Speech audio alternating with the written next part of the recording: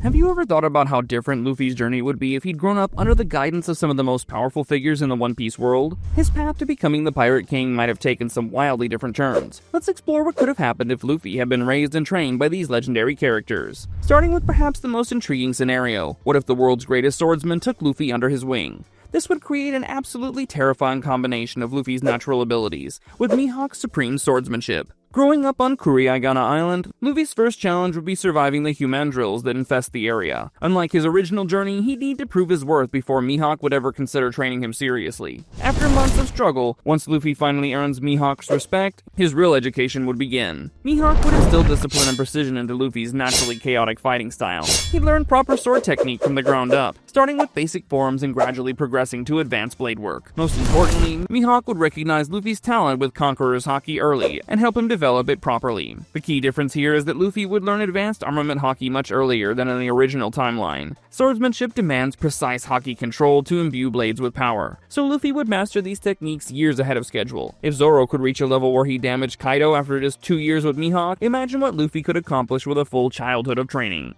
As Mihawk's apprentice, Luffy would accompany him on various world government assignments during his warlord days. This would give him real combat experience against diverse opponents. During these travels, he'd acquire his own graded blade. Nothing supreme grade initially, but a solid weapon to call his own. The Marineford War would be a turning point. Arriving with Mihawk, this version of Luffy would clash with Whitebeard's commanders like Vista and Jozu. These battles would push him to new heights, teaching him lessons that only real combat can provide. By the time he reaches his late teens, Luffy would surpass even the main timeline Zoro in pure swordsmanship. His journey would then take him to Wano, where he'd study the origins of legendary blades and possibly forge connections with the samurai there. Eventually, he might even challenge Mihawk himself for the title of world's strongest swordsman and potentially win.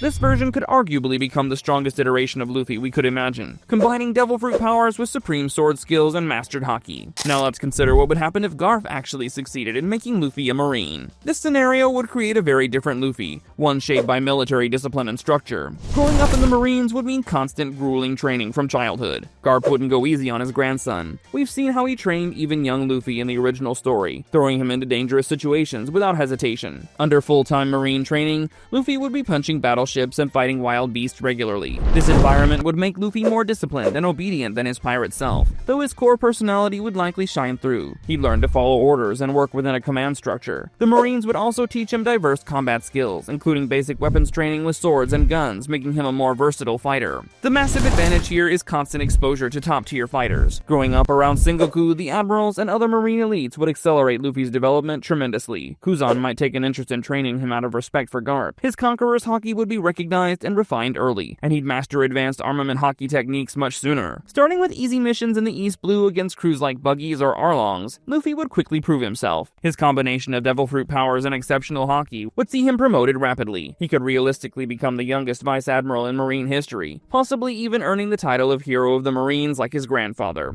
However, there's a significant limitation to this path. As a Marine, Luffy wouldn't face the same life or death struggles against opponents far stronger than himself. He wouldn't fight Doflamingo, Big Mom, or Kaido in desperate battles that pushed him beyond his limits. Those near-death experiences were crucial to Luffy's rapid growth in the original story. To find real challenges, he'd likely join SWORD, the Marines' covert unit. This would let him take on more dangerous missions without the normal restrictions. Still, even as SWORD's captain by age 19, he wouldn't have the same growth opportunities as Pirate Luffy. The chances of him achieving Gear 5 in this timeline are slim. He'd be powerful, certainly one of the strongest Marines, but probably not quite at his original timeline's peak. What if Luffy had joined his brother Ace on the Spade Pirates from the start, leading them both to Whitebeard's crew? This would give Luffy a found family even larger than his Straw Hat crew. 17-year-old Ace and Luffy would leave Fuchsia Village together and quickly learn how dangerous the Grand Line really is when Ace challenges Whitebeard. After their inevitable defeat, both brothers would become part of the Whitebeard Pirates. Initially furious about losing, Luffy would quickly warm up to Whitebeard and the crew. Surrounded by powerful fighters like Marco, Vista, and Jozu, he'd have incredible sparring partners. Whitebeard himself might initially refuse to train Luffy directly, being busy with more important matters, but he'd eventually see something special in the boy and agree to mentor him.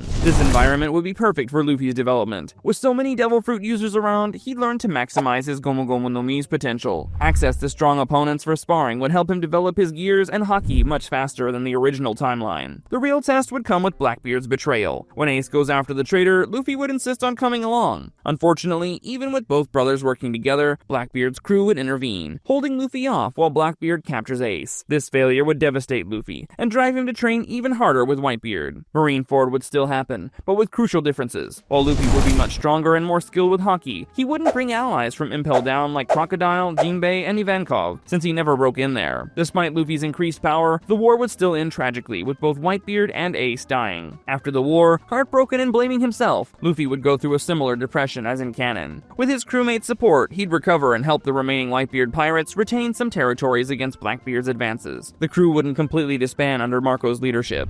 Eventually, though, Luffy would face a choice. The Whitebeard pirates aren't interested in finding the One Piece. They focus on protecting their territory. With both his mentor and brother gone, Luffy would likely leave to start his own crew and pursue the One Piece himself. Some Whitebeard pirates might join him seeking adventure. This path would make Luffy very strong, but with his original Straw Hat crew's unique dynamic, achieving everything from the main timeline would be much harder. Now for the most interesting scenario. What if Luffy had never been sent away and instead grew up with his father in the Revolutionary Army? This would create perhaps the most knowledgeable version of Luffy, but not necessarily the strongest. Never meeting Garp, Ace, or Shanks means never eating the Gomu Gomu no Mi. Instead, Luffy would grow up at the Revolutionary Army headquarters in Baltigo, surrounded by powerful figures like Ivankov and Kuma and the various commanders. Dragon would likely assign Hack to train young Luffy, since Hack handles new recruit training. Luffy's fighting style would center on fishman karate and kempo techniques, standard to the Revolutionary Army. He'd grow up understanding the world government's corruption and have far more political awareness than Pirate Luffy. Despite the different circumstances, Luffy's core personality would remain the same. Stubborn, hot-headed, and eager to prove himself. He'd constantly try escaping Baltigo to join Dragon on missions, only to be stopped and told he's not ready yet. When Dragon rescues Sabo and brings him to Baltigo, the two would become close friends and training partners. Over the years, both would master haki, with Luffy developing his Conqueror's haki naturally.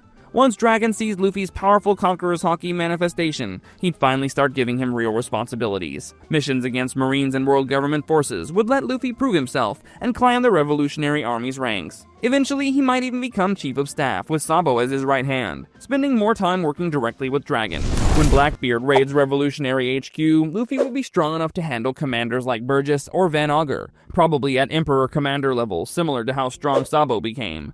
However, once Blackbeard himself arrives, they'd still need to retreat. The Mary Joie raid would be Luffy's biggest challenge, where he and Sabo would briefly clash with admirals before infiltrating the castle and seeing Imu for the first time. Rather than fighting the world's ruler, they'd wisely run for their lives. Continuing his revolutionary work, Luffy would help countless people and possibly even encounter the God Knights eventually. But here's the critical weakness. Without his Nika Devil Fruit powers, he'd never reach his full potential. He'd be strong, certainly, but not as powerful as he could be. Each of these scenarios would create a formidable version of Luffy, but they all have different strengths and weaknesses. Mihawk's training would likely produce the most technically skilled and potentially strongest Luffy overall. Garp's training would create a powerful but more restricted Marine version. Whitebeard would provide great foundational training, but ultimately a tragic path. Dragon would create a knowledgeable revolutionary, but one missing his greatest power. The fascinating thing is that each path would shape not just Luffy's strength, but his entire worldview, goals, and the people whose lives he'd touch. The Luffy we know became who he is through the specific combination of people who raised and inspired him, and changing any of that would create someone fundamentally different, for better or worse. If you enjoyed this video, then you'll definitely want to check out our other video on the strength of every One Piece character.